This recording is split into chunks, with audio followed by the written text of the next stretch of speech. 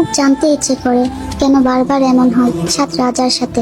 প্রথমে হেব কোম্পানি আমাদের সাত রাজার সাজানো সেই গড় বিক্রি করে দিল, আর এখন শুনছি এসকে সরকার নাকি দ্বিতীয় বিটিএস খুঁজতেছে। তো ডিয়ার সরকার মশাই, একটা কথা বলি আপনাকে, আমরা আর্মিরা বিটিএস এর নাম দেখে ভালোবাসি নাই, আমরা ভালোবেসেছি ওই সাতজন ছেলের ব্যক্তিত্বকে, ভালোবেসেছি ওদের মায়াবী মুখ, উদার মন আর দুষ্ট মিষ্টি আচরণকে। তাই আপনি যতই দ্বিতীয় বিটিএস নিয়ে আসুন না কেন, আর্মিদের জীবনে কখনোই নতুন কোনো বিটিএস আসবে না। আজকে হয়তো আপনি বিটিএস নাম দিয়ে দল তৈরি করতে পারবেন, কিন্তু কখনোই দ্বিতীয় বিটিএস তৈরি করতে পারবেন না। আমি জানি না বিটিএস 2032 সালে ডিসব্যান্ড হবে নাকি 2027 সালে ডিসব্যান্ড হবে। আমি শুধু এতটুকুই জানি, ওই সাতজন ছেলে আমাদের জীবনে থাকলেও বলবো ভালোবাসি, না থাকলেও বলবো ভালোবাসি। खुदा बता दे क्या लगी